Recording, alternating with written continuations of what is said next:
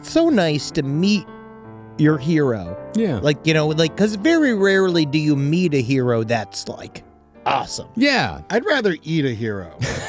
Obviously. Welcome to the last podcast on the left. My name's Marcus Parks. I'm here with the satisfied Henry Zabrowski. Yeah. And No, I'm deeply unsatisfied, Henry Zabrowski.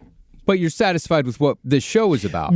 This episode. Okay, but in I'm general, satisfied with what we did and the conversation we had and who we had it with. Indeed. Yes. But in general, you'll never be satified. Filled with rage. Yeah. No matter how good things get. Honestly, the better things get, the more angry I get. It's wild. It's pretty amazing. And we have the man that's always got sandwiches on the brain, Ed Larson. Oh my God, I had Jersey Mike's for the first time in a couple months yesterday. Yeah? I swear to God, I went in there and they're like, Ed! You know, like, The doctor gave you a release? I shared a wheat turkey with Julie. God, We how split- far we have fallen. we split. But Wow. here's the good point. I hadn't been there in so long, I didn't realize. Still had a shit ton of Jersey Mike's points. Got that fucker for free. Wow, you're making money, dude. Why did you fucking should have told Kevin Smith that you had Jersey Mike's money sitting in your fucking I don't pocket. want him shaking me down.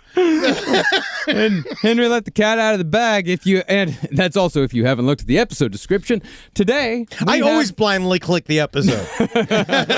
Today that we had the massive honor of talking to somebody who was so incredibly influential to all of us growing up, so incredibly influential to the founding of Last Podcast Network and to the entire DIY aesthetic that we approach our entire fucking lives. We were able to sit down for an hour and a half with fucking Kevin Smith. Yeah, man. This dude taught me how to be dirty. Yeah. Yeah, You know, dude. It was something about watching just some fat guy from Jersey that went, and he was like, he didn't have like the training that you want to have or the connections you want to have, and he just made it work. And there was something as a high schooler watching him and his buddies go and make a whole world of art and entertainment that obviously was very inspirational. Yeah, no, he should not be successful. No. But he really is. Yeah, against all odds. And that's the type of person we fucking love here at Last Podcast. So let's just get into it, man. Yeah. Like, without further ado, let's hear this wonderful conversation with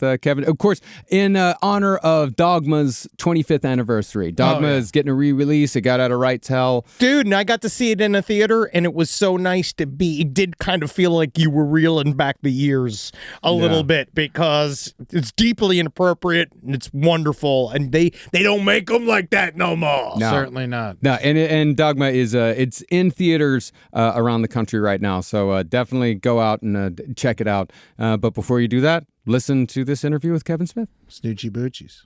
Rise from your grave.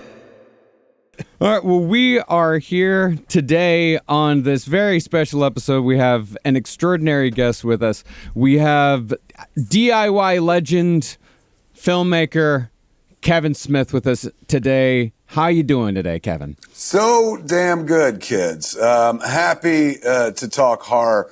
What I would have done in my life if I'd had any talent whatsoever, artistic talent. You ask the internet, they'll tell you I got none. But I'm talking about artistic talent in sculpting, because if I had been good in sculpting and stuff, I would have done prosthetics. And that was my dream. Like rubber monsters, rubber masks, fucking gashes, blood and shit. That was like how I spent my childhood. Not like dreaming of funny independent films and stuff like that.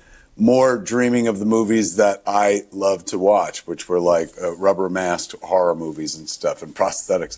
But if I'd ever got my hand on the Tom Savini book, what was it called? Oh my God. Because he has a whole makeup school in Pittsburgh. He does. But the book that he did years ago, he gave it to me years ago, and it's behind me in this library. And its title is, it'll come to me later on. But it was a book about how to do makeup effects.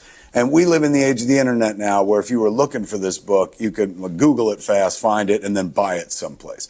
But we're talking about like late 70s, early 80s New Jersey. If you couldn't find this book in a library or bookstore, you were never going to find it. And I always feel like if I had found that book, I would have shifted toward prosthetics, because I had like a blood kit, I had a makeup kit, nose putty, and I was always mixing up like Caro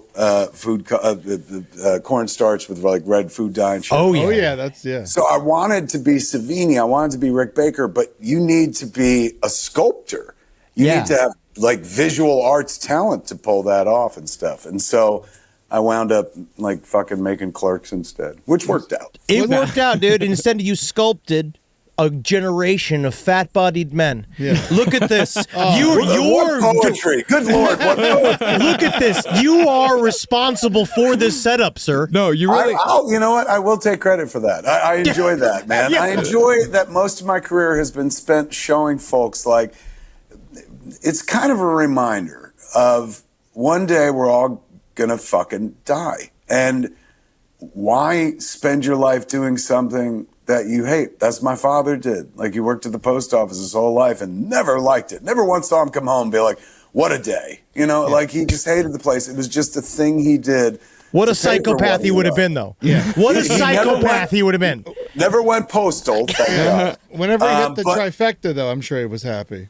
He was the dude that like just did a job in order to pay for the thing he loved, his wife and kids and stuff like that. But all growing up watching that dude hate that job, it always felt like to me like there's no good way out of this world, right? Like, so why not die doing what you love? Why not prolong adolescence? It was fun when we were kids, running around making pretend, watching movies, talking about movies as if they were important, obsessing over television shows and comic books. I just didn't see a need for that to necessarily end. And so I feel like, if anything, my whole career has been about like, hey, this is another route. Like and I'm not saying like make Clerks, it worked for me, of course, but like play, like find a way to do that thing that you love for a living, man, and then you'll never work a day in your life. And now we live in this personality-driven economy where like literally everybody has a podcast. Yeah. And that thrills me, man, because that means the audience understands something now that I understood way back in the early 90s, which is like, it's fun to watch a thing is more fun to make a thing, as you guys figured out as well. Like sitting around like, let's talk about what we fucking love, man. Number one, gives you a chance for camaraderie. Forced socialization in a world where they keep trying to silo us apart onto our phones so that we're not talking to one another for whatever reason, because there's more money in keeping us apart. Doing something like a podcast is congregation. It's our version, the modern day version of going to church, where the faithful come together and talk about stuff that has meaning to them. So there's the camaraderie. Then there's the whole like, what? I can make a living off of this? We can run ads on this? Like the commercials I grew up watching my whole life? So you do it because you love it, but then the love aggregates to a way to actually do it for a living. Then you get to the place where you're like, what? We can make t-shirts of our podcasts? Like what? We could do it live? There's so many stages to that. And I'm not saying, and I created that, not by any stretch of the imagination, but like Johnny Appleseed, I went out for like fucking 10 years and kept telling people, start a podcast, start a podcast, start a podcast. Now we're living in a world where everybody does have a podcast, and I think that's absolutely delightful. There is no good way out of this world, kids. So if you can figure out how to take your passion, the things you love, the things that move you, the things that make you wake up in the morning, as they said in Civil War, what makes you get out of that twin bed in the morning? It's the things that you fucking love, and you can aggregate them into a job. Like that's been the amazing thing I've seen over the last quarter century, is taking passion and turning it into a way of life. And that doesn't mean like making a film, because not everyone's going to do that and shit. But it now means stuff like just sitting around and talking about other people's films, and that's a way of life and a way of living. Think about how many happy people there are in the world, because they're the ones speaking. They're not just being spoken to all the time, as you three are right now while I'm rambling and shit. Everyone gets to speak and kind of put their opinion out there, and not just opinion on like the movies I like, just who they are, share the human experience. I'm sure you guys have been doing this long enough where, of course, people write into you or talk to you about the content you're talking about, but then they also talk to you about the pieces of your life that leak into the show as well. Like it's a sad, weird time to be alive on one level, but it's a wonderful, ambitious time to be alive in other ways, man. Where like we're no longer just fed shows, where we, the audience, can also sometimes be the show. Does that make sense? Honestly, and Of course. I haven't been gaped for money in a really long time, so it's really been a big deal for me to be able to just talk. But there's always that. We don't have to throw that out with the bathwater. It's basically you always got to be ready to pivot. We need to have side hustles. Don't throw that away. No, my and main those two things could be combined. Gaped live on a podcast. Hey, and that brings us to our main event. No, I'm sorry, Marcus.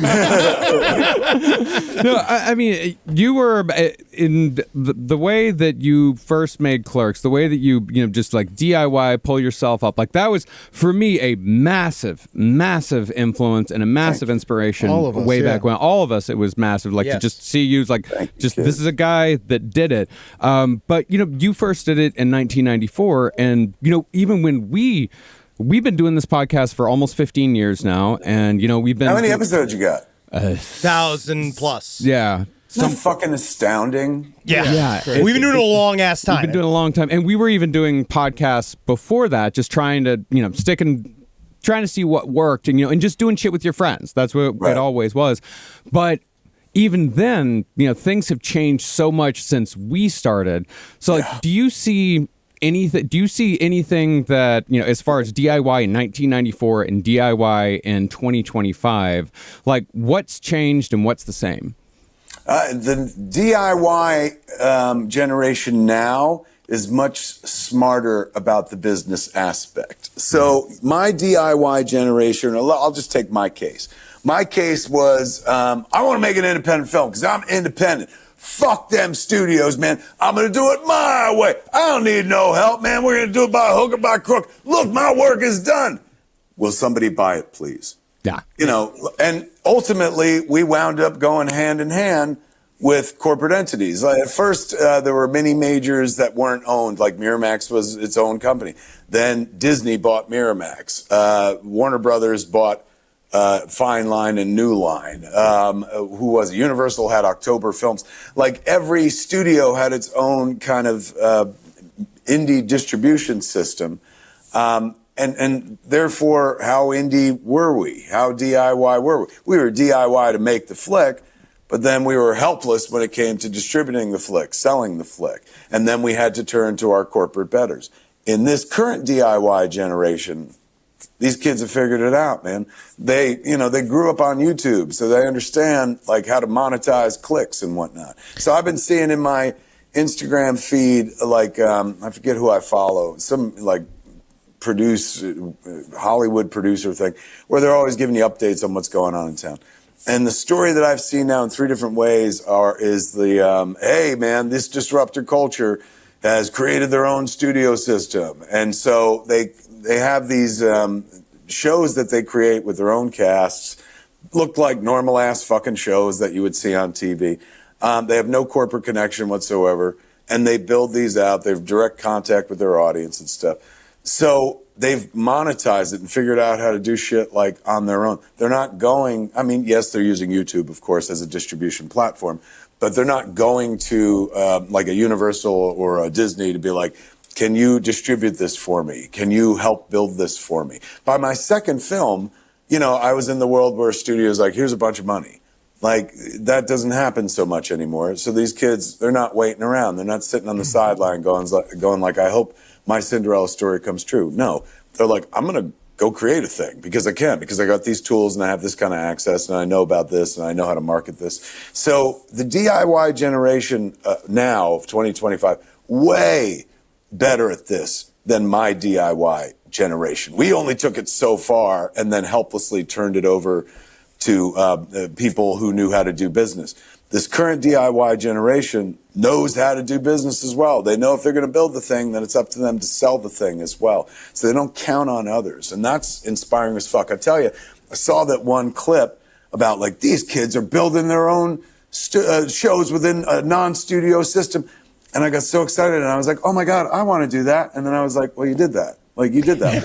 It's done. Yeah. But it's done. You can't do it again. But like now it's their turn and stuff. Just like for years, like before we did Red State, before there was a Kickstarter or an Indiegogo, I was financing with my friend John Gordon this platform called Red State Green because I had like 1 million followers on MySpace. And I was like, if we got $1 from every one of them, man, we can go make fucking Red State. Never mind waiting for somebody to write us a check. So we spent like $20K building this site that was essentially like a proto Kickstarter and Indiegogo. And then I did an interview. I was in Canada doing an interview for Zach and Miri Make a Porno. And there was a little round table. And there was somebody had asked, what are you doing next? And I was like, oh, we're putting together this website where we're going to try to raise the financing for this movie Red State, like off the audience. The audience has been wanting to see it, so we'll see how badly they want to see it. And then somebody wrote an article the next day that was like, ew, Kevin Smith's going to beg for money to make his next movie. And it scared me. It turned me off. And instantly I killed the project. We stopped developing the website and went and found traditional financing the way I always had. You could have been like a billionaire. You literally could have been a billionaire. It's so weird because to me, the story, I don't even look at the story from like, oh my God, we could have then used the platform for everybody. It could have been Kickstarter. In my head, all I hear is like, somebody made fun of you and you dropped a really good idea and went a very traditional, safe, staid route with a movie that didn't call for that at all. And what happened later on was, who was it? The Garden State kid. Zach Braff. Zach Braff went out and did that off of Kickstarter, Indiegogo, and financed the whole last fucking movie. And it was the first movie financed of indie crowdfunding funding and stuff. So I missed a shot at history. But then at the same time, I'm like, you know what? Like, I count on the audience to buy tickets and T-shirts and shit like that. I'm not saying this ain't right for everybody. Kids should do this. But like as an established filmmaker to then also be like, and now I want the audience to pay for the movie to be made in the first place. Let it be done. Just didn't feel right. It didn't felt like I was looking a gift horse in the mouth because I was in a rarefied position to find money elsewhere. Why would I be sitting in the small pond soaking up money that could go to other filmmakers and shit? So I every time I see young indie or young DIY, it still fucking calls to me in a real primal fashion where I'm like, I want to do that.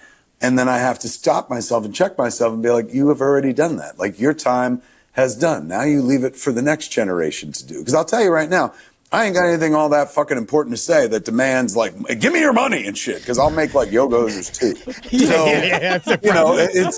I like my relationship with my audience, but personally, and this is no judgment on others that Kickstarter and Indiegogo, I don't want to presume upon them in the beginning stage as well, which is like, well, you pay for it, and then you pay to go see it, and then you pay to buy the DVD. It's like you can only hit them so many fucking times. So I love today's DIY culture, and I wish to Christ that I could be deeply entrenched in it and enmeshed in it. You are.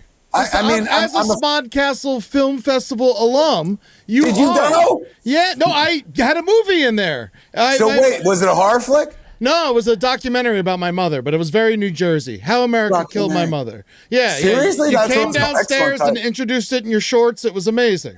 It was, yeah. No, but so you are putting your money where your mouth is. You are helping young DIY. Yeah, you're very much a part of it. Yeah, totally. But not in the way that I would like to be a part of it, which is like my mindset, even after 31 years in the business, is cheap. Is DIY, because I came from a world where I didn't have funds and assets and shit. And even as I continued my career, I was never one of those guys that was like, get me $100 million. I always kept it low because it's like, these aren't important works. They're like Kevin Smith movies. We shouldn't spend that much money. So I'm used to like keeping the budget low, and that keeps me very much in the DIY mindset. So I always lean more toward that side of the fence. And in ways where I could be helpful for others, that's nice, like Smodcastle. But I'm still in it for me, kids. Like I'm not rich enough where I'm like, and now I could just sit back and kind of give to others. I still got to hustle to pay my bills, and there's still stories that I want to tell. So it's not completely altruistic. Something like Smodcastle Cinemas isn't me like, here's a showcase for other people. It's like, yeah, that works. Like, I love that Ernie's done the film festival for what's coming up on the 4th year, and now we've got a Smodcastle Horror Film Festival coming up for the first time. That is beautiful, and that's legacy stuff, and it gives all these other cats a chance. But I'll be honest with you, I didn't buy that theater going like, this will help others. I bought it going like, well, number one, they're going to close it. If we don't buy it, it's fucked. But number two, I'll have my own stage for the rest of my life. Like anytime I want to do a show, like I spend most of my time hustling ass around the country.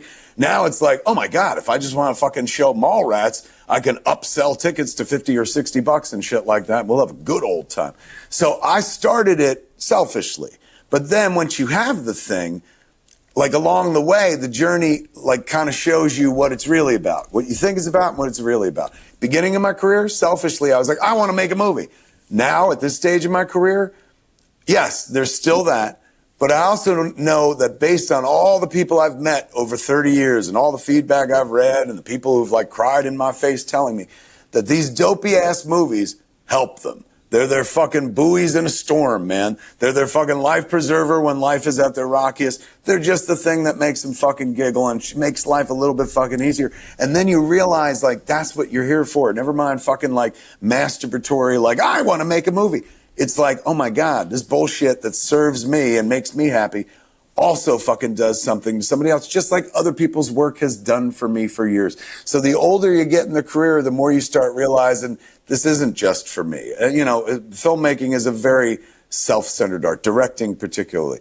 But at the end of the day, because of the long tail of the career, because I've been around for so long, and because I've had this experience over and over and over, and I just come off the Dogma Resurrection tour, so I saw 2 audiences a night, every night, and I got to do Q&A with them. So I got to hear that, and what they talked about was that. They talked about where you are in their life. There was one guy in Chicago who was like, hey man, I've been watching you since '94. He's going, I've been to 19 of your live shows. He's going, and now I bring my adult children. And he had some 20-somethings sitting with him and stuff like that. He's like, I've been on the journey with you this whole time. I just got to know, what's your end game? And I was like, I hadn't even thought about it until this moment. I didn't realize there was an end game because I didn't really have a game plan to begin with. I just wanted to make Clerks. And then it started a career. I wasn't packed for a 31-year career. I've had to kind of figure it out as I went along. But I guess if I have an end game, is to like fucking inspire people to do this, which I feel like I've done. Like based on all the interaction, I feel I've done that. Now the end game for me is to make people feel as good as I possibly can, just to use my mouth on them, to give them pleasure until the day that I drop dead, whether that's in film, whether that's like on camera, whether that's in podcasts. It's like, I'm just here to serve. I'm just here to make shit a little bit easier for people. While, believe me, I'm making shit easier for myself because I don't have to have a real job because I do all this nonsense and stuff. I know. I want to talk about Dogma. I want to talk about, because that's part of the reason the season that you're here. We love Dogma, love this movie, but I do want to ask you, leading right after that question. Humor me. Take back your show. Take back your show. Take it back. Humor me. Would you? Okay, let's say you're saying, what's your end plan, right? Would you be down? Because you are, obviously, I would view you as somebody who is very forward thinking. You're a sci-fi guy. You understand kind of certain elements, obviously. Sure. Would you want an AI built avatar of yourself to continue on after you live? Would you want a curated you being around after the fact? Would you be down with that, or is that still in your soul? Could he be? You know, because there's nothing about me that's original, right? Everything I do, I've seen in one form or fashion someplace else, and then I translate it as my version, I guess. So, that being said, if I can be presented in a Max Headroom type fashion, like this, rubbery, and I'm just like, this is Snoogans or whatever. I'd be down for that. Like, it's coming. I'll take it, man. I was on Bert Kreischer's podcast last week, and he said something that made me laugh, where he was just like, I was asking my wife that if I come up with like an AI generated avatar girlfriend and talk to her and masturbate to her, is that cheating? And I was like, I don't even know in that case, man. Yeah, or like I talked about this with my wife. Are sex bots cheating? You do it. But especially the sex bot. But now, like online, you can feed it all your information and shit, and you could create an AI personality that like fucking will tell you all the things you want to hear. This is the dangerous shit. This is where shit gets really down the rabbit hole, because if we can all build our own congregations of unreal people on our phones or our laptops, we cease having need for others, man. And when you're dealing just with an AI that's telling you everything you want to hear and shit, why would you want to start dealing with the real world? Dude, would you kill yourself if you put in everything in the app, right? You put everything being, this is all the things I love, this is all the things I want to have sex with, this is all the things I want to talk to. He would kill himself? Listen, and then all of a sudden, your perfect mate is just like your mother. Like, you just see like an immediate, like, it's an exact... That makes sense to me. I'm like, well, the most intimate relationship of my life, like, that makes sense. I'm not going to follow the advice of the AI. But, you know, it would kind of quasi make sense, I guess. Well, thank you. Yes, thank you very much for humoring it. I mean, this just comes from Saturday we had a barbecue and just talked about AI for a good 2 hours. Yes, we did. Yes. But the reason why we are here is, Dogma 25th anniversary re-release. Dogma was a very important movie to all three of us. It all came out when we were teenagers, and and I know, speaking for myself, like, it made me rethink. I came from a very small Texas town where religion and Christianity was number one. Town of 300 people, 5 churches. Whoa! So good coverage. That's crazy. My town, Highlands, at one point they always said, and I could never prove this, but we were always told as kids that we were in the Guinness Book of World Records for having the most amount of bars in a 1 square mile radius. That's because you drank sounds like everywhere you guys went. with that many churches in a town of 300. That feels like Guinness worthy.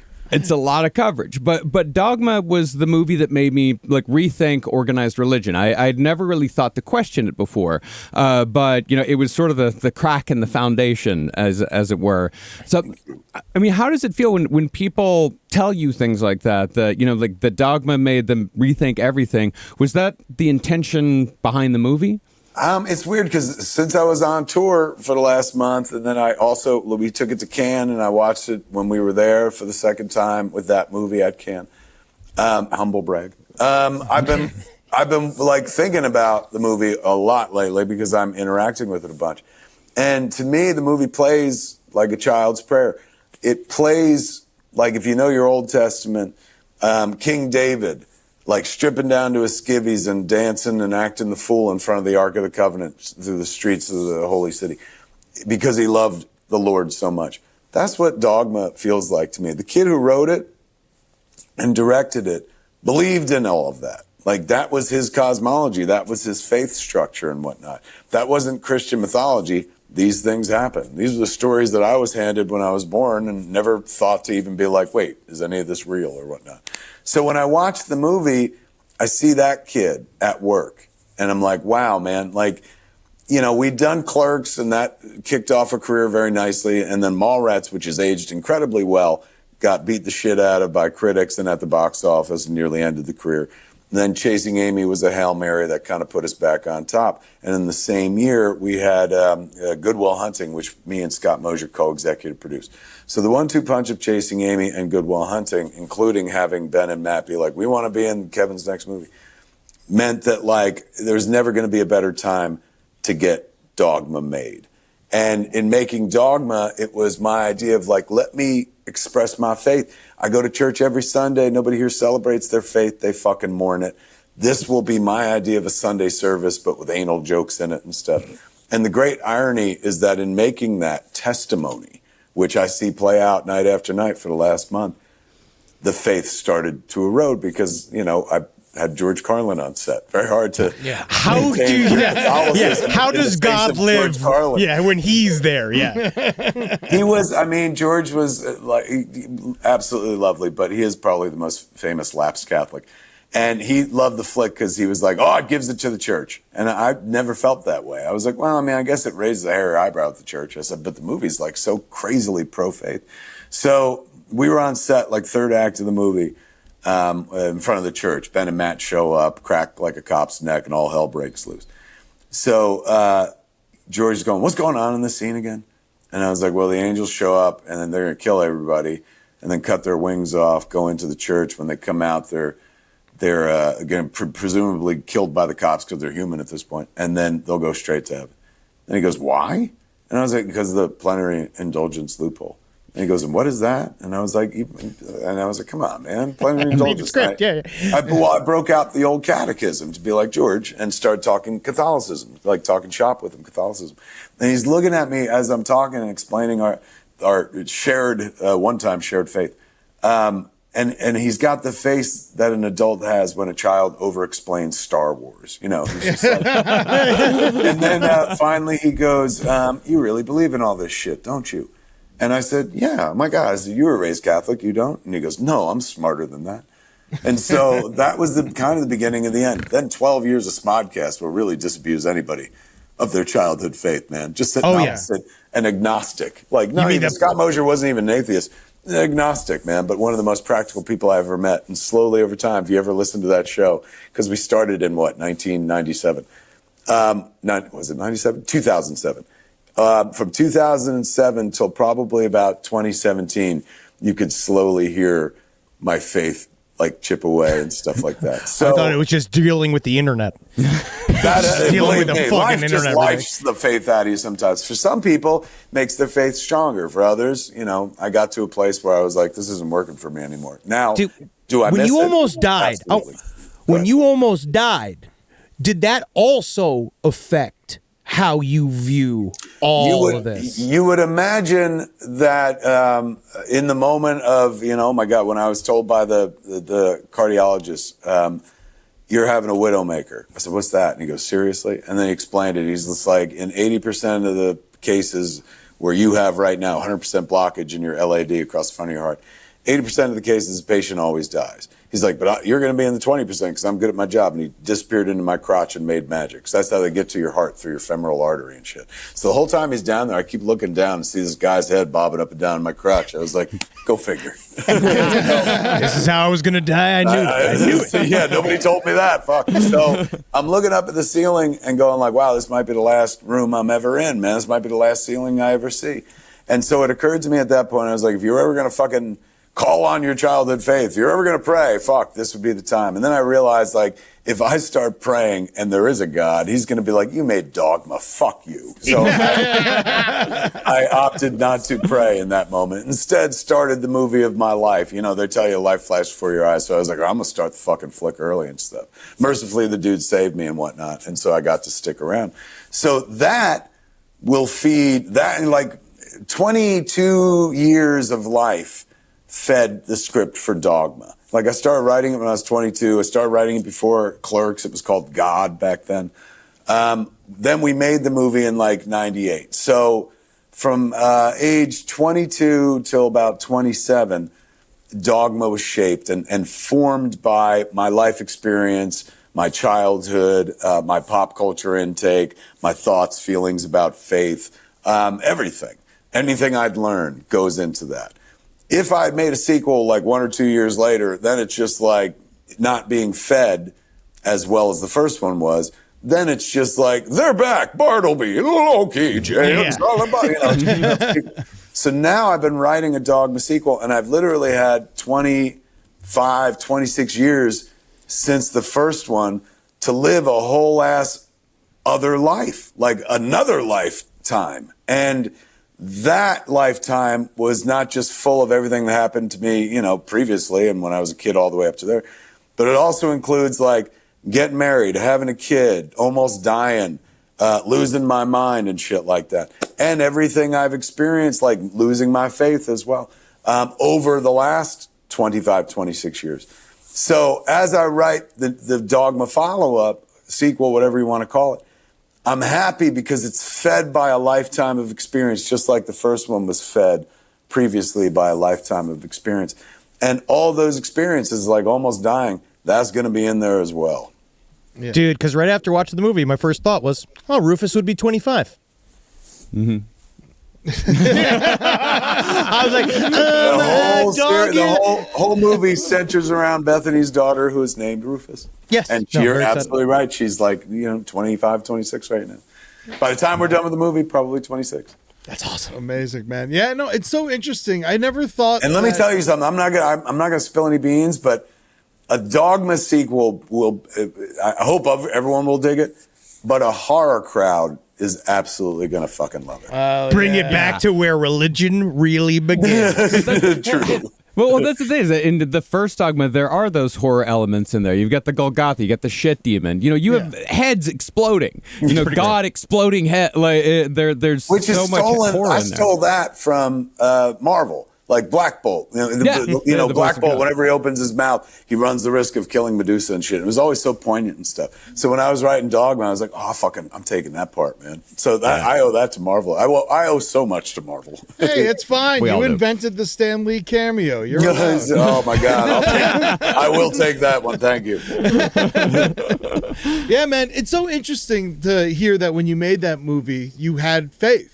Because it was something that really helped me lose mine. Because it's so interesting. Because I went to Catholic school. I always kind of questioned it, but not really. And then when I saw that movie, I'm like, yeah, this is all a fucking joke. It's crazy, like how the movie affects people in both directions. I wouldn't say like it's a binary equation, but for as many people, and I saw a lot of them on tour during the Q&A, who were like, this is the movie that like helped me get back in touch with my faith. I was always like, oh, right on. But then there's also a bunch of people like, this is the movie that let me step away from the church. Yeah. And I'm like, oh, thank you. Like, that was us. It's crazy but both journeys come from the same movie, how two audiences can see that movie and draw different conclusions. You know what I'm saying? But at least that's after they see the movie. Like, we almost got killed in advance of the movie last time back in the 90s. Because there was, the Catholic League, not the Catholic Church. Catholic Church didn't give a fuck about this movie. Catholic League, the self-appointed media watchdog group, drummed up a lot of controversy around the flick, because nobody had seen it yet. And they were saying things about the movie that the movie really wasn't about. Once people could see the movie for themselves, all that shit went away. For example, I know it's like 25, 26 years later, but having just been on tour with Dogma again, no fucking death threats. The only protests I saw were adorable. I saw a kid, an 18, 19-year-old kid in Dallas, standing at the head of the driveway of the mall where the movie theater was. And he had a sign, poster board that says AMC blasphemes, and it had the poster, the new version of the Dogma poster in the center of it.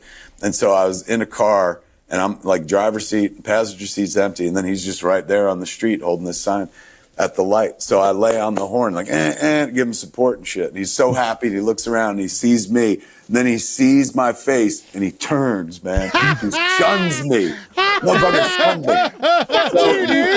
So, just one kid there at LA. You used to join when you joined your own protest. That was one of my favorite of your moments. I did. I couldn't do that this time because there aren't enough people protesting. But yeah, back in 99, I joined the protest that was happening right around my local theater. I saw in our newspaper in the Asbury Park Press, they were like, the Knights of Columbus says there's going to be a 5,000 person protest at it was a Sony Lowe's at that point, at the Monmouth Mall. So I was like 5 minutes from my house because I lived in Oceanport at the time. I said, we have to go, man. And Brian Johnson, my friend who's living with us at the time, he goes, you can't go, they'll see you. I said, no, but if there's 5,000 people, it's going to be very hard to pick me out of a crowd. I was like, as long as we're holding protest signs, we should be fine. So we made protest signs. One said, to hell with Dogma, and the other said, Dogma's dog shit. Colored them in and stuff, blue sparklies, like real big. And then we drove over to the theater. It was me and Brian and my wife. And when we get there, there's not 5,000 people. There's 15 white hairs and blue hairs, old people. Yeah. And they got a crucifix that they got with them and shit. And they're praying the rosary. So my wife was like, well, this is a bust. Do you want to go home? I was like, no, man, they need the numbers. And so let's help. We went out and joined them and held our fucking signs and prayed I prayed the rosary. Brian didn't know the rosary, so I was praying the whole time and stuff. And then the Channel 12 news van pulled up. And a lady gets out the clipboard and the guy gets out the camera and shit. And you could tell they're disappointed. Like, there ain't 5,000 people here. There's only 15 people here. So they're looking at all 15, trying to figure out who they could talk to for their news piece. And she's going down the line, and she looks, me right in the eyes, and I look back at her while I'm praying the Hail Mary and stuff. And then she keeps going. Then she comes back, looks at me. Then she looks at her clipboard. Then she looks back up, and she races over to me. She's like, "Are you him?" And I was like, "No, that's him." And I pointed to the crucifix and shit. And she was like, "Well, can I interview you?" And I said, "Yeah." Because she had asked me again. She was like, "No, you look like the guy." I said, "No." Then she goes, seriously? I said, I tell you, I'm not him, man. Like 3 times I denied it. I heard a cock crow. And she was like, can I interview you? I said, absolutely. And she brings the guy over with the camera, and he looks at me like, isn't this the guy? And then they start rolling, and she's like, what are you doing here? And I was like, well, I'm here to protest. And she's like, why? And I was like, well, I've heard things about the movie, none of them good. And she's like, what's your name? I was like, Brian Johnson. And she, afterwards, after she interviewed me, she turned off the camera. She was just like, you are that guy. I know it. And I was like, I tell you, I'm not that guy at all. I don't even like black and white movies. And she took off. And that night when we went back home, like 11:15 that night, 11:30, my mom called, man. I saw like a message from my mom, like her name come up on the phone.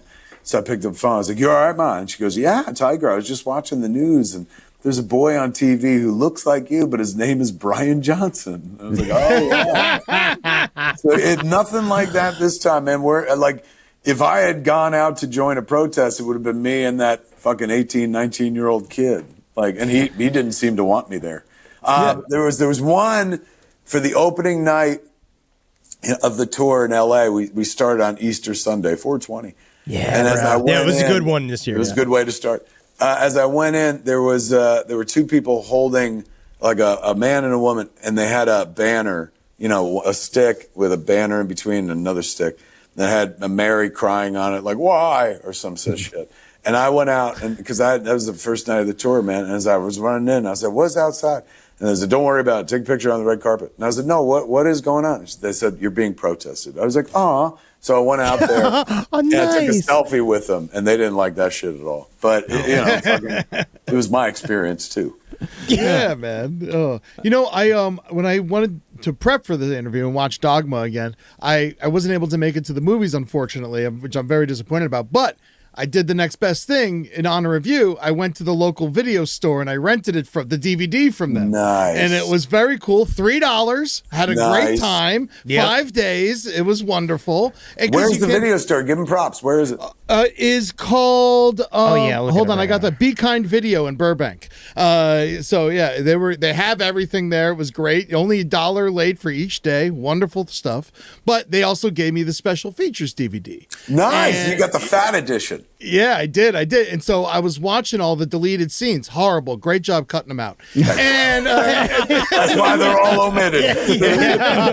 But the coolest thing for me when I was watching all that was looking at you do the interviews beforehand, and you had Harley sitting on your knee during the interviews. And it was just like, I'm sitting there, I'm like, he fucking makes movies with her now. Yeah. And I think that's the coolest thing in the world. I love it so much. And like, was that always your plan to like have her join the family business? As like long if you as were a plumber, that's the plan, Truly. So like, as long as she was interested in it, it was never anything that I was like, hey man, you got to be doing this shit.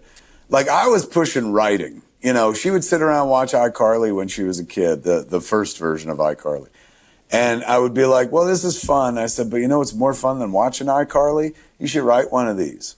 Like, just go write one, man. It's a good time when you're in charge and stuff. So I was always pushing writing. I was like, you're going to write. You're the kid of two writers, man. Your mom's a writer, I'm a writer, you're meant to write. And then she wound up falling in love with acting. And so I was like, oh, well, I know a fucking thing or two about that as well. So it was kind of a delight. And, Jennifer naturally was like, well, I know you do it, but like, that's a tough business. She generally had the same kind of outlook that most parents have when you're like, I want to be an actor in the movies. They're always like, well, maybe get a fucking degree in something else so you have something to back you up and stuff. But I couldn't be that guy. Like, I could never be the guy that's like, you should do something practical. Like, I made Clerks, so I have to be like, oh my God, chase your fucking dreams and shit. Yeah. So I loved it when she went into acting because I'll be honest with you, like, I had a lot more time with my kid than most people get with their kid because I didn't have a traditional job, right? So I didn't have a 9 to 5 that took me out of the house all the time. When we did have to go to a place to shoot a movie, whole family would go, and I'd put the little kid in the movie and stuff. So she was always around. But, because I had the life that I had, it all went so fucking quick. Like, I remember, when there was this one day we were in the bedroom upstairs, like the me and Jen's room, and the kid wanted to play hide and seek. And I was like, all right. And so we play hide and seek for a fucking hour, man. And like any fun that existed in the first 10 minutes was gone. Like the room's big, but it ain't that fucking big where it's just like, you're right there. Yeah. And so I remember I said, all right, kiddo, that's it. And I'll remember her going, one more. And I was like, no, kiddo, we already did it for an hour. And the look of disappointment, like on her face, momentary, because we did something else. But the look of disappointment, like on her face, just stuck with me. And then before I knew it, that was it. She was, never playing like fucking hide and seek again, because she was like a teenager and fucking in her 20s and stuff. And so you realize, like, you're not in that, fucking cats in the cradle kind of way, but like you realize that's it, man. I ain't ever gonna have a chance to play with the kid again, because now she's grown up. By being in the movies and stuff, that's kind of like a second bite at the apple. Like, hey, we get to fucking pretend, we get to play like we did when you were little, and like I, would get bored of doing from time to time. Like, now I've learned to cherish it. So it's like a do-over of sorts, even though the first time wasn't so bad at all. But it's like, oh my God, I could still, in this way, play with the kid. Like, and it reminds me of like her being little and stuff. So yeah, and also I think she's a great performer. She looks like me and sounds like me, and I'm a big Kevin Smith fan. So I like her it work works as well. out. Yeah.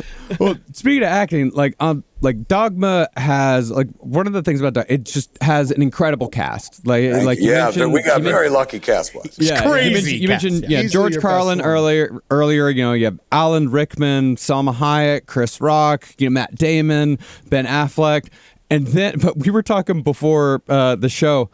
Our favorite actor in the movie is Jason Mewes.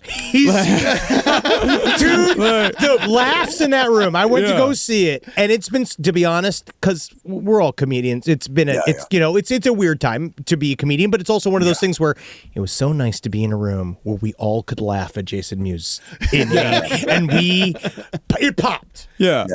But It when was you were going, honestly, every night that I watched the movie, I was like, motherfucker just steals the show. Like, that was him at his strongest. And I realized, like, what happened to my career. Because, like, if you look at the beginning of my career, it was like, my God, he could be a thing. But then after Dogma, I made like 28 Jay and Silent Bob movies because I fell in love with Jason Mewes' performance. By the time we got to Dogma, he had perfected that character. And like, I was like, oh my God, I could do so much with him now. Now he's a real actor.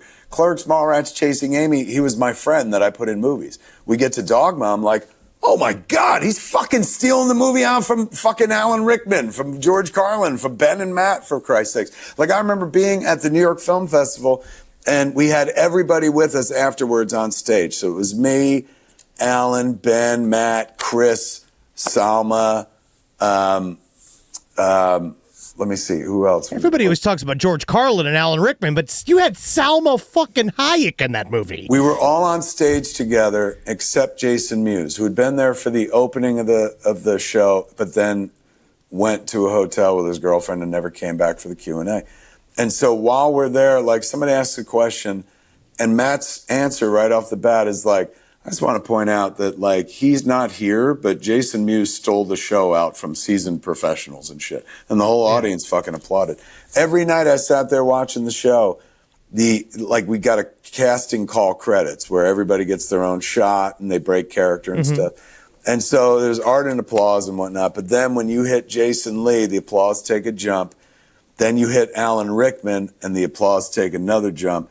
And then hit Mewes, the applause take a huge fucking jump. Then you hit Rickman and the applause take another jump. So I told Jason, I was like, bro, every night they fucking love you.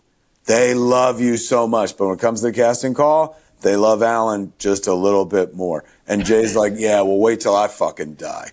And I was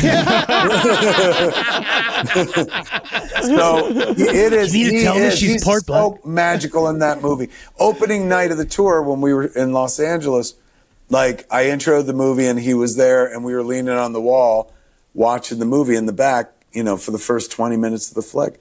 And as I'm watching it, I'm falling in love with his performance all over again. I'm going, look at this motherfucker, man. I'm looking up at this baby-faced Jason Mewes stealing the show. And I was like, I'm going to tell him that he's a goddamn champ. And I look from the babyface Jason Mewes to the withered crypt keeper to my right. Old fucking 50-year-old, man. And I was like, you were great when you were a kid, Captain. But yeah, he is. He steals the fucking show, man. And hopefully he'll steal it again in Dogma 2. Well, going into it, like, because you said that he was just, your friend that you put in movies. Like, how did you prepare him for acting alongside, Shakespearean actor Alan Rickman? Yeah, and are they like do they get like butthurt about how good everybody are they like fancy actors? Are they kind of like no? Everyone loved Mewes, so they were happy to see Mewes shine. And some of them worked with him before, right? Like so, Ben and Matt knew Jay, but for Salma, for Chris, for Alan, like he was all new to them, but they fell in love with him and stuff. And they, also, you look at that cast, and you're like, one of these things is not like the other, and he's the least famous person up there. But so they all kind of held him in their hearts to begin with. And then you add to it, he just absolutely kills. He slays in the role. Going into the movie, like before the movie even, I got him like nervous about it. I tried to scare him because I was like, hey man, I said, you can't do what you did on the other 3 movies. You got to come prepared. You got to know your script and stuff. You got to memorize your lines this time around because we got real actors in the movie this time. He goes, who, like Ben Affleck? I was like, no, I'm talking about real actors in the movie this time, man. We got Alan Rickman. He's like, who's that? I was like, that's the guy from Die Hard. He goes, yippee-ki-yay, motherfucker? I was like, that's the other guy. I was like, the bad guy. And he goes, so what? And I was like, so what, man? That's Alan Rickman, man. That dude, he's British, and the Brits invented acting. So they ain't going to stand for your snoochie boochies nonsense, man. You got to come prepared and shit like that. And if he smells inauthenticity, he's going to leap on you, man. Like that dude, they'll give you a cold, hard stare. They can destroy you, the Brits, man. So you got to come prepared. And so our first rehearsal, he came, normally I rehearse with everybody, but I rehearsed with him separately before we incorporated him into the normies. And so it was just me and him. And I was like, where's your script? He goes, I don't need it. And I was like, bullshit. He's like, try me. And I start reading all the lines, and he knows all his lines, man. I jump all over the script. He knows his lines in every scene. And I was like, you memorized all your lines? And he goes, I memorized the whole script. I was like, what do you mean? He goes, I know everybody's lines. I was like, bullshit. He goes, try me. So I start reading Ben's lines. He's doing Matt's lines. I start reading Chris Rock's lines. He's doing Linda Fiorentino's lines back in it. I was like, you memorized the whole fucking script? Who are you, Rain Man? Like, why'd you do that? And he goes, I don't want to piss off that Rickman dude. And when he finally met Alan at the first rehearsal and talked to Alan and worked with Alan, afterwards he came back to the room because we had a suite. Like he had a room, I had a room. We shared the living room because I had to keep my eye on him. And so he comes back to the room and he goes, that Rickman dude's a pussy. I could totally kick his ass. And I was like, I said, why would you want to? And he goes, you said that I should be scared of him. I said, as a performer. Like, I meant fear, like respect and stuff. And they became such good friends. Like Alan absolutely loved Jason. Jason, like I've told the story a zillion times, but it's always worth telling. One of the weirdest things I ever saw on a movie set, stay with me forever, is I was set up that we're in the third act, we're setting up a shot, like where all hell's breaking loose in front of the church. And so I go to the Snack Canyon table, get some free M&Ms and shit. And as I'm walking past, I see the weirdest fucking thing I ever saw. Alan Rickman, Jason Mewes on the steps of the church, deeply engaged in conversation. And I remember thinking, what the fuck could these two possibly have to say to one another? So I went over to Alan later on when he was by himself, and I was like, hey man, if Jason Mewes is bothering you, you just tell me. And he goes, Jason Mewes could never bother me because Jason Mewes is the best that America can be. And I was like, what? And he goes, Jason Mewes is an American icon. So forever since then, because I told Mewes that night, and he was like, what's an icon? And I told him, and he was like, that's good. So forever, whenever like I correct Jason on something, I was like, you fucking did this wrong. He's like, which one of us is the American icon? And I was like, but he became friends, man. It was lovely. And having that dude, he put on no airs whatsoever. He really dug the script and whatnot, and he like did the movie for no money. When we did our screenings at Smodcastle for Dogma during the tour, we had the archives there at the comic book store, so we went through and pulled some cool shit to hang up on the walls, and we found the original deal memos that we sent to like Alan Rickman's agent, Ben and Matt's agent and shit. So it's like, Dear Patrick Whitesell, we'd like to offer your client Alan Rickman the role of Metatron. The offer is scale plus 10, which is like movie minimum wage and shit. Yeah. So he gave us that brilliant performance for minimum wage, for the fucking like essentially $15 an hour. You know, nowadays, it was back then, it was like $5 an hour and shit. So what a lovely man. I was always a fucking huge fan. Never thought about putting him in the movie because I loved him so much. I was like, why would you put Alan Rickman in a Kevin Smith movie? But he reached out to us, man. John Gordon, who worked at Miramax, called me one day and he goes, you'll never guess who came in here today. I said, who? He goes, Alan Rickman. I was like, Hans fucking Gruber was in the building? Did he blow it up or what? And he goes, no, man, he was here to talk about this Merchant Ivory movie we want to put him in. But all he wanted to talk about was whoever made Chasing Amy. And I was like, I made Chasing Amy. He's like, yeah, man, and he likes that movie. We should send him the script for Dogma. I was like, yeah, he could be Metatron. And the fastest yes I ever got in my career from an actor, shy of Jason Mewes, who says yes before you finish the title, was Alan Rickman. Wow. How was getting Alanis Morissette? Awesome, easy. I'd reached out to Alanis reached out to me. Like one day my agent called me, it was 1996, and he goes, hey man, you know that singer who sings about blowing dudes in movie theaters? Dave Coulier. Like, I said, her name is Alanis Morissette. And he goes, she wants to meet you. I said, hopefully in a movie theater. And he goes, no, it's at a restaurant. And so I met her at this restaurant in 1996 called Montana's in Santa Monica. And she was like, I'm a big fan. We just got done with the tour. It was Jagged Little Pill tour. She's like, and we watched Clerks every night on the bus to go to sleep and shit. And I was like, oh, that rocks. I said, I got in my bag that I had with me because I'd just gotten off the plane from Jersey, VHS dailies of everything on Chasing Amy because we just finished the movie. I said, well, I got the new movie right here in the bag. She goes, can I see it? I was like, well, it's not cut together, but I can show you scenes. And so we went back to her place and I showed her the rain scene and stuff.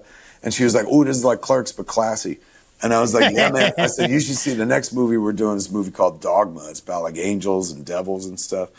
I said, you know what? You would be amazing, like, in the movie. You should play the lead. And she was like, me? I've never acted before in my life. I said, bullshit. You act in those music videos. Yeah. And you were on, you can't do that on television, man. You acted like you didn't know the green slime was coming. That's acting. And she was like, no, I don't think I could carry a whole movie, man. Thank you, but no thank you. Then I didn't hear from her for a long time. And later on, we found Linda Fiorentino. She became our Bethany and stuff. So I'm driving out to Pittsburgh to start shooting the movie from Jersey. It's like a 6-hour drive. And I had one of the earliest fucking cell phones, like a Nokia or something like that. And it rang, which was weird because it was really just for emergencies.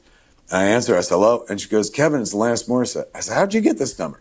She goes, I called information, 411, and I was looking for your home, but they gave me your childhood home number. And so I spoke to your dad. And your dad gave me this number. He goes, oh, he's got a phone in the car at a big shot. Call him there. And so she's like, I said, that does sound like Dad. She goes, so I said, what's up? And she said, you know, I just got back from India and I feel rested and I'm writing my new album. And as that song, Thank You, came from that trip. And she goes, but I remembered that before I left, you had asked me to play the lead in your movie. And I said, no, because I was scared and nothing good ever comes from fear. Like, you know, I tend to head towards the things that challenge me. And I didn't, and I regret it. And she's going, so this is me calling to say, if there's anything left in the movie, I would love to come play with you. And I said, well, there's one small but crucial role that's left. And she said, what is it? I said, you could play God. And she goes, me? Why me as God? And I said, because I always thought God would be Canadian. And she loved that. I got a Chasing Amy question. Fire away. So our worst friend, his name is Holden McNeely. Oh, seriously? Wait, spell it. McNeely. That's wild. His name is Holden McNeely, and he married a lesbian. Do you have any advice for him?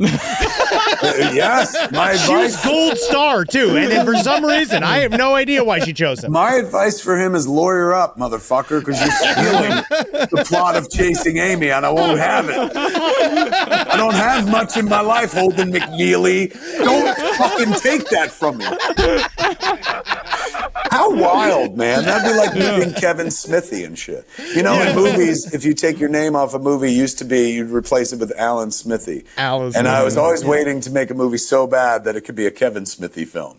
I know some people are like, you made it, buddy, but for my money, I haven't made it yet. One day, though, I will. Well, you were also the first man in pop culture to make fun of podcast hosts. Yes. Which I do want to say, again, that's a part of what made it legit, Yeah. I feel like, in many ways. I honestly take great pride in Tusk being the first movie that features podcasting. Like, it is so new to the mainstream that Justin's character has to explain what a podcast is to the guy like at the TSA, to the TSA agent, or not the TSA, the customs agent in Canada. I mean, it's a great way to do it, but nowadays you wouldn't even have to. You'd just be like, I'm a podcaster, and everybody. Oh, dude, I travel with a microphone a lot of places, and I still have to do the same exact Explain shit. it? Oh yeah, because they all look at the microphone like it's an old timey TikTok bomb. It's the wires. And you're like, buddy, it's a fucking microphone. Right. It's like, whatever. I remember somebody back in the day being like, explain it.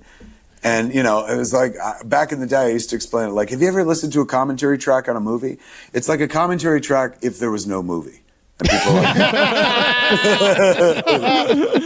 No, it was incredible to watch it at the time because, you know, we were it's still kind of in the infancy of podcasting. But at that point, we've been doing it for like 5 or 6 years. And I was constantly explaining to people what a podcast was all the time. But it was so cool to finally like see it on the screen. Like I went and saw it in the theater honestly, to see like, we're there. It means the fucking world for you to shout that out, because I remember how important that was to me. Like, I love and still love it, but when we started, like, I loved podcasting. The idea of having like my own fucking radio show. Yeah. Like, you know, where I came from in Jersey, there was a local radio station called WRAT, The Rat. And I always dreamed like maybe one day I'd get enough money that I could buy The Rat, play any music I wanted, and just sit around and talk whenever I wanted to. And then one day Scott Mosier comes into the office. He's like, have you heard the Ricky Gervais podcast yet? And I was like, what's a podcast? And he was just like, people sit around, man, they just talk. And Mosier was the one. He was like, it's kind of like a commentary track for a movie, but there's no fucking movie there and shit. And I was like, well, we could probably do one of these podcasts. And I never listened to anyone. We just sat down and started doing one and shit. And, you know, it was this thing of like, my God, nobody's telling us what to do. Nobody's telling us to stop. We can talk about anything we want. I enjoy talking to this motherfucker. One thing it did spoil in my life, though, was I stopped talking to people until there was a microphone on it. Because I'd be like so many times across, and I'm sure it's happened to you, like, wait, save that for the show. Like, I do it with my kid to this day. My kid and I will be talking about something cool, and I'm like, wait, save that for our show and stuff. So I noticed that early on. Like, as much as I love talking to Scott Mosier, it became reserved for when there was a microphone there, because I was like, well, if we just talk to each other, it's wasted, man. Like, but if we have a mic, it captures it. And I love that aspect.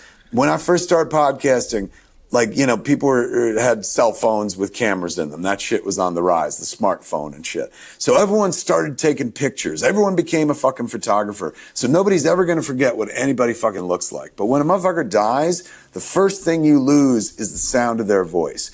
That's what I loved about podcasting back in the day, is like capturing voices of people I love. I sat down with my mom, recorded podcasts. Sat down with people who aren't with us anymore, like Stan Lee, and so forth, and recorded, and their voices are there. I'll never forget what they sound like. And so I love that. And I would encourage people all the time, like, sit down, record podcasts with your parents, with your grandparents and stuff like that, because you're going to need those voices one day. Yeah. You know, pictures, you're always going to remember what they look like, but the sound of their voice, the inflection, the tone, all that shit slips away. But now everybody knows what everybody sounds like till the end of time. So much so that an AI can duplicate you if it needs to. Oh yeah, dude, it's gonna be. We're all gonna end up in gay porn in Europe. I'm here for it, man. As long as they give me a cut, I just want to wet my beak a little. That's all all. I ask. Yes. Yeah, no, I honestly value. We had my mom on the show a bunch of times, and I value it so much. Yeah. And it means That's living life right. That is living life. Extremely problematic woman, but lovely. If she was still Regardless. alive, she would be canceled. But I get to have that. You know, it's very nice. All right, who to win in an arm wrestling match? Ben Affleck or Matt Damon? Ben Affleck. Ooh, Wow, quick. Ben's got the style. I don't know if you've ever seen him, but Ben's a fucking giant. He's huge.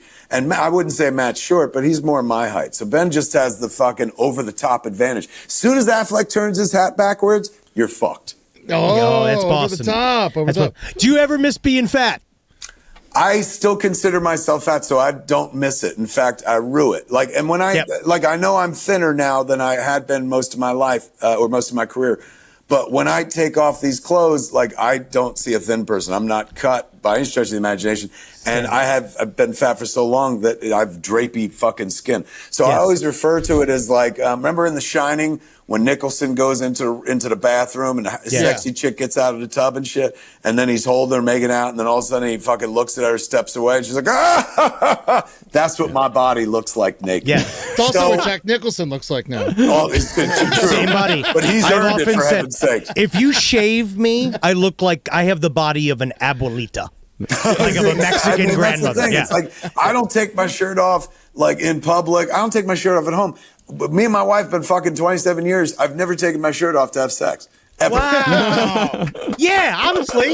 Yeah. Hey, so, Fat Man, what is the best bagel in Monmouth County?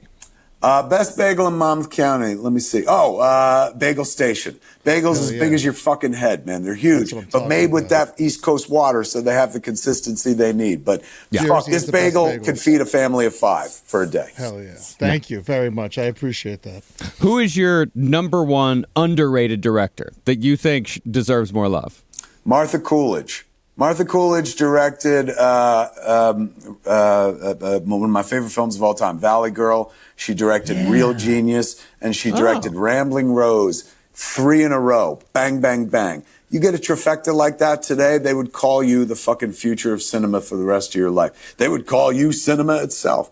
But Martha, worked at a time when directors didn't get the spotlight put on them as much. Yes, there have always been directors, and yes, there have always been well-known directors like Steven Spielberg, George Lucas, Martin Scorsese. But not everybody was ever that, well-known and stuff. So I thought still believe her to be an incredible storyteller. Valley Girl not only set the tone for me for rom-coms and meet cutes, but like, it fed mine. I don't get to Clerks, Mallrats, or Chasing Amy without Valley Girl. Real Genius introduces us to the brilliant Val Kilmer for the first time in a really fucking funny, clever film that still holds up today.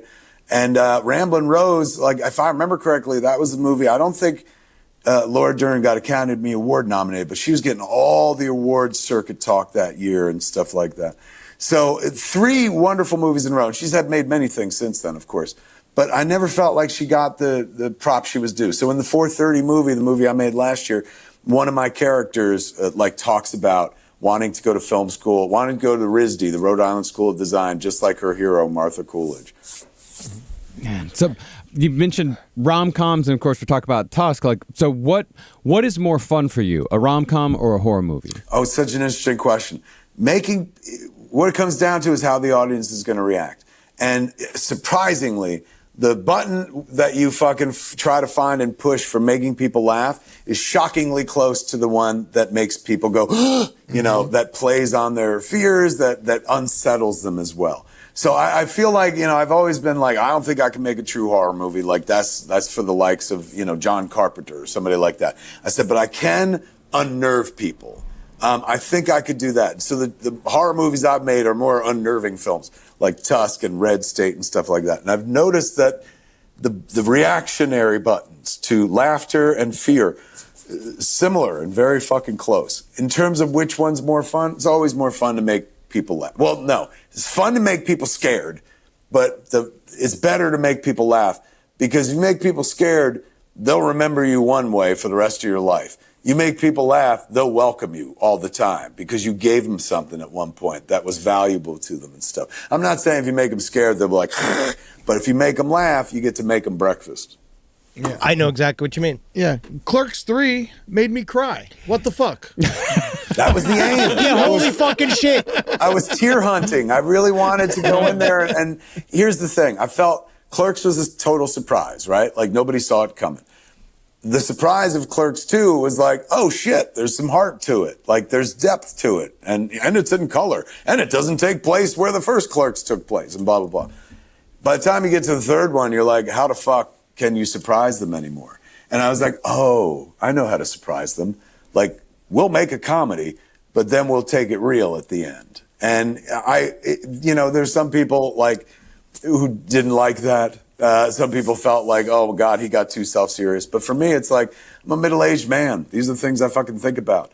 And my gift to the audience, if you could call it that, with Clerks 3 was a reminder. Like, hey man, remember all those dreams you had and all those things you wanted to do and all the plans you've got? Hurry the fuck up. It's just a gentle prodding of like, kids, we all die. And as I now live in a world where people I know and have known my whole life aren't with me anymore because they fucking passed. Yes. It fed what Clerks 3 became. So I personally, as the world's biggest Kevin Smith fan and somebody deeply invested in Clerks, I love how it stuck the landing. I love how it's an Ouroboros. It's a snake that eats its own tail in as much as they make Clerks in Clerks 3. So I love the meta aspect of it. I love that we got to go home again, shoot in the store and have them shoot their movie in the store as well. So I absolutely adore that flick. But there's so many people who like hate me for it. I get on social media all the time. It was Friday night and I was looking forward to some laughs, so I rented Clerks 3. Fuck you to death. Hashtag justice for Dante. Recently, I was in Jersey and I was at the, where was it? It's the Wawa at the top of the hill in Highlands. And I went to get a Celsius and shit. And I walked in, nobody at the counter. Just two machines, you scan yourself. I was like, well, this would be Clerks 4, two machines beeping at each other. Yeah. So I get my Celsius and like I go to scan it and I can't scan it. And I'm trying to scan it do repeated times. I try weighing it. That don't work and shit like that. I am totally stymied. And then a voice from behind me, a local goes, I bet you're sorry you killed Dante now, motherfucker. But Dante, I'll tell you, man, Dante, there's a Clerks 3.5 that's coming out next month. It's called Archie Meets Jay and Silent Bob. It's a comic book that I did for the Archie people. And it's fun. set in the continuity of Clerks. So it takes place after the death of Dante. And Archie Andrews gets an after-school job at Quick Stop. And Randall takes a shine to him because he reminds him of Dante, where he's like, oh, you've got two girls who are after you as well. And one of them's named Veronica. And you're a G-Shucks kind of guy. Jay and Silent Bob are in it as well. The whole thing ends at a Josie and the Pussycats concert in Riverdale. So, but it truly functions as Clerks 3.5 because in it, everybody acknowledges the fact that Dante is dead. You see what happened to Quick Stop after, how it's changed in his absence. So I love it, man. Like it's crazy. I'm a fan of Archie, but it's not like I'm the world's biggest Archie fan. But when the Archie folks reached out, I was like, oddly enough, I'm kind of equipped to write this. And the book is crazy wholesome while being like filthy. There's curses all throughout it. They're smoking pot. But the one thing is when I told people like, oh, I'm doing this crossover, man, with Archie and Jay and Silent Bob. They're like, are Jay and Silent Bob going to fuck Betty and Veronica? And I'm like, no, Jay and Silent Bob are 50 and Betty and Veronica are teenagers and stuff. So it's a wonderful book. It comes out like next month. But in all this Clerks talk, it just reminded me of it because I'm like, we continue the story, oddly enough, in the Archie pages. And by the way, I loved those Clerks comics that you did with Jim Mahfood back in the day for Oni Press. Those were so. I actually have a tattoo of like that. Well, it's a Jim Mahfood art. Like I've got some Mahfood art so much. With big fat black lines, man. He's a genius. He did our cover for. I do a book for Dark Horse through my comic imprint, Secret Stash Press, and it's called Quick Stop. So it's all these like View Askew stories you would never make a movie for. But when they did the second hardcover, when they bind the 4 issues together, put it out as a trade, it's a hardcover trade.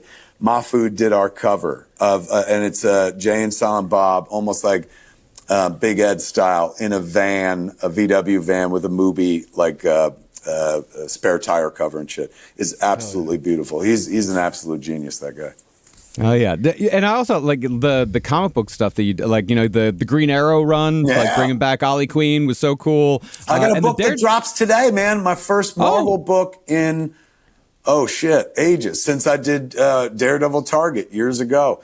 It's called it's Giant Size: The Amazing Spider-Man, and I got a 15-page story in it. It's fucking gorgeous, man. It just hit the stands today. How do you have the time? 15 pages. 15 pages. Okay. You just do so much shit. Yeah. But the thing is, it's stuff that appeals to me. So, like, when they reached out and they were like, do you want to... It wasn't for a Giant Size Annual. They were going to do this Earth 616 book.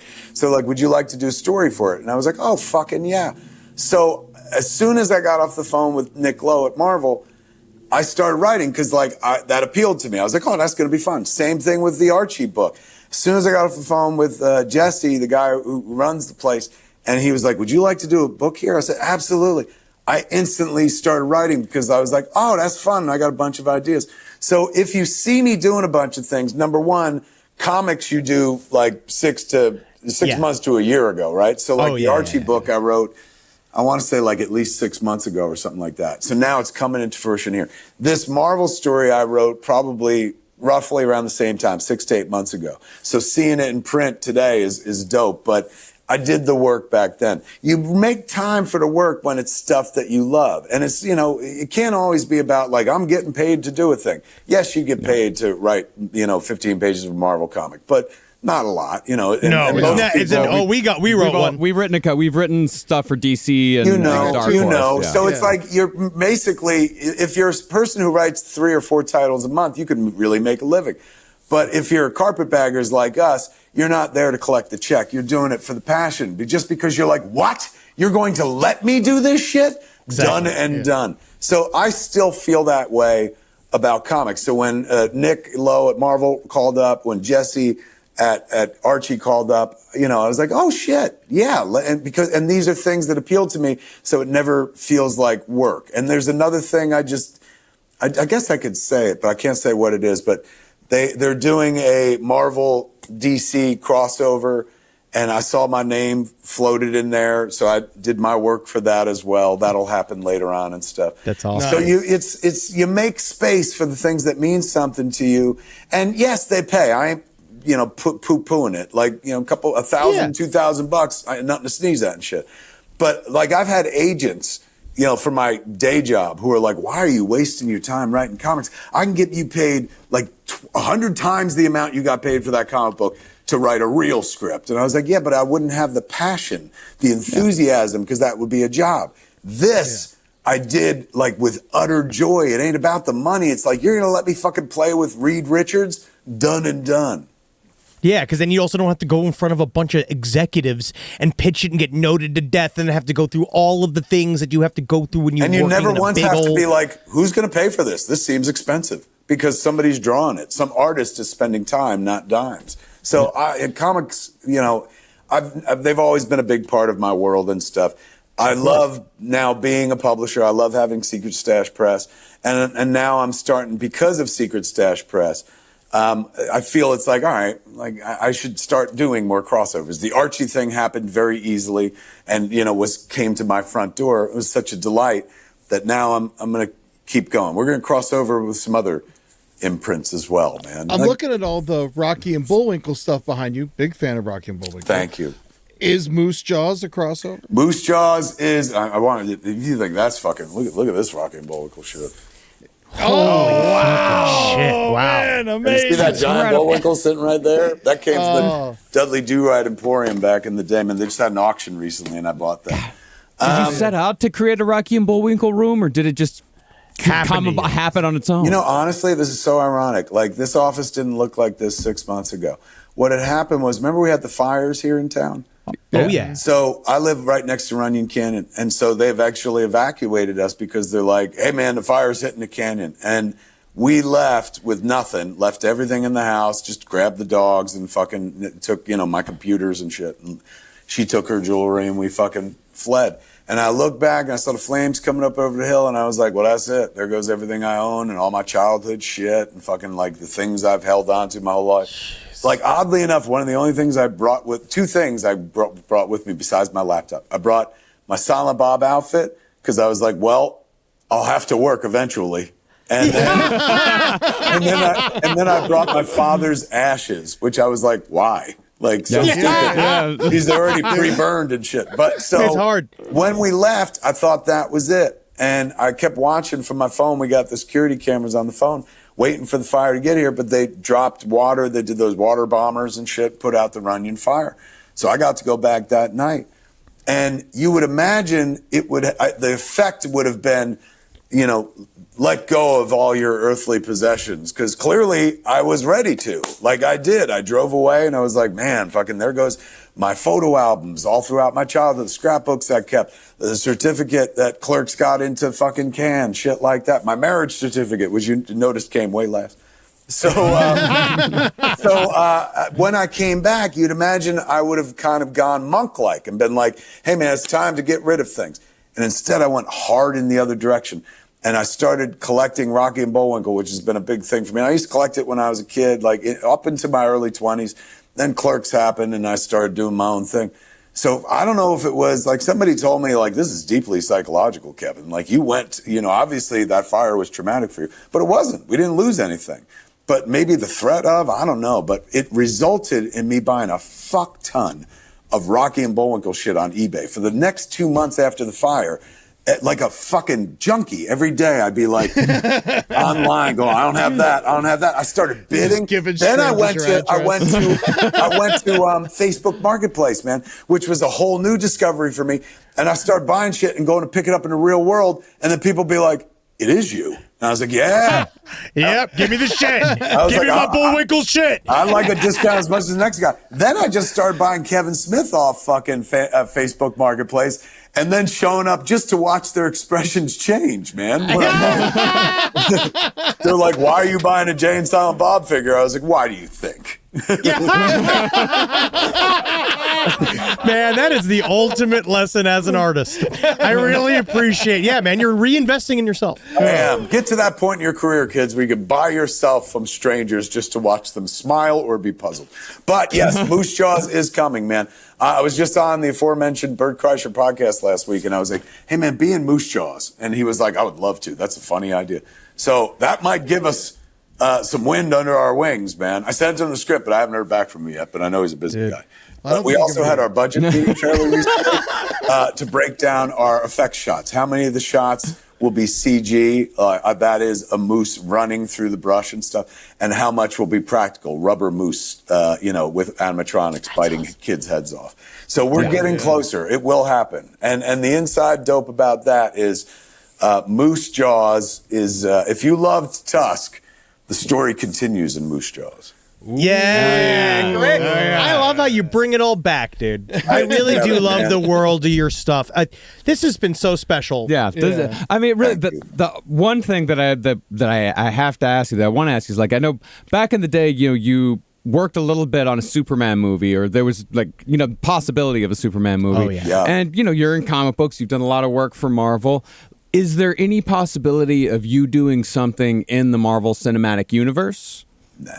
I mean, number one, I'm not talented enough to do that. And I'm not being shy or whatever the fuck, or modest. I know I've got some degree of talent when it comes to doing Kevin Smith type things. But those movies, like that takes a degree of talent that I don't have, a visual panache that I don't have. And when you're in comics, like all these comics that I've been writing and all the comics I've ever written, I have the ability to write, Doctor Strange waves his hand and a wall opens up. Some amazing talented artist brings that to life. They're visually oriented. I'm a wordsmith. So at the end of the day, like, I never feel a call to make one of those movies. Those movies are my religion, though. That's what I love to fucking watch. My grandmother used to watch Young and the Restless, and she'd be like, don't talk to me. My stories are on. Superhero movies, those are my stories, man. Like, I'm religious about them. I treat them overly seriously. I look up to the people that make them. But I don't have it in me to make them myself. I don't think I could do it. I don't think I'm talented enough to do that kind of storytelling. Believe me, Kevin Feige ain't calling, so there's no threat or worry there whatsoever. Back in the day, I directed some CW shows, like I did Supergirl and Flash. 3 Flashes, I think 4 Supergirls.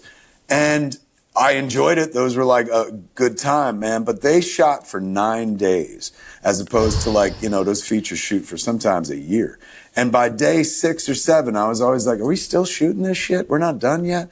Like, I kind of get restless easy. And shooting a dialogue movie, you're shooting tons of pages, like 7 pages a day. Shooting superhero movies, you're lucky if you shoot a quarter page of a day because, you're shooting spectacle. So I love those movies so much, but making one is anathema to me. You might as well be like, did you ever want to be an astronaut, Kev? I was like, well, it sounds fun, but like, not really, like. You could write one. I mean, but I've done that to some degree as well. And yes. But, I'd rather, honestly, if I was going to write, I know don't pay as much, but I'd rather write a comic book because, as you said before, total control. I didn't have to do any fucking notes. I didn't have to sit in front of anybody and pitch it. I didn't have to educate them on who these fucking characters were and shit like that and show them the box office grosses. I was just like, oh, I'm going to tell this story. And they're like, oh, my God, go. So that's when it comes to spectacle, visual spectacle, you got to pair me up with an artist and then I could give you something. Like even on Dogma, years ago, before I went off to make Dogma, a month before I left Jersey to go to Pittsburgh, I call up Robert Rodriguez because I had met Robert because, I knew him through indie film a little bit, but we became more friendly. He called me up one day and he goes, Warner Brothers wants me to direct your Superman script. And I was like, you should fucking do that, dude. That's a great combo, I said, dude. that would be amazing. I said, oh my God. I said, the script's fun, but you would make it something fucking special. So for like a couple days, we talked about it and stuff. And then ultimately he decided to go make The Faculty for Dimension because he felt he owed Dimension. So we became friendly because of that. Right before I go shoot Dogma, I called up Robert one night. And he was like, what's up? I was like, hey man, so I'm supposed to go make Dogma next month. This is me calling to be like, would you direct Dogma for me? And he goes, what are you talking about? I was like, I like this script so much, man. I was like, it could be a cool movie, but I'm telling you right now, like, I'm not the guy for it. Like, I can't pull it off and stuff. Like, we got a bigger budget this time around. I said, I think you would be the right person to do it. And he talked me off a ledge. He goes, Kevin, you can direct this. He's going, my only piece of advice to you is that instead of having a wall behind 2 characters who are talking to each other, put a window, put some depth. He's going, the only problem with your storytelling in film is that you stand 2 people against a wall and shoot that. He's going, you need depth in a film. And I was like, all right. And so mercifully, I got to go make the flick with Bob Yeoman. Like Wes Anderson let his DP out of the box for like 1 minute and stuff like that. But fucking that Bob made it beautiful for what it was and stuff. I'm not your comic book movie guy. Hold on one second. But your Jaws pinball machine is here. Kids, I would not. You're So sorry. No. You You're just gonna bought a love this, pinball though. machine. Jennifer came in and she never comes down to my office, so I'm like, oh my God, something happened. Yeah, it's like an emergency, yeah. But she came in to tell me, and this will be relevant to our discussion. I just received a Jaws pinball game here. Yeah! So they're delivering it now, and I need to go take pictures with the people who are bringing That it. is the greatest excuse ever. Dude, I gotta say, I really hate No, to be go. 1% or first world, but I must go to you have to my go. Jaws pinball game. Dude, thank you for your years of work and thank you for talking to us. We're really very so Means happy the that we got world, to man. sit When with they you. told me that you True guys honor. wanted me on, I knew the show, and right away I was just like, oh, I can't wait to talk horror with these guys. So thank you. Hell yeah. Thanks so man. much. We appreciate it. Go see Dogma. Check it out. It's It's a gonna little be, old flick. Oh, it's so much fun to see it in the theater. I love seeing old movies in the theater. Nothing makes me happier. I'm so glad it's back. I'm so glad you're still fucking amazing and relevant. And check out the Smodcastle Film Festival. It was so much fun. And submit to that as well. Man. Thanks, kids. Thank you, Means sir. The world. It means the world. Thank you. I'll see you later. Thank you.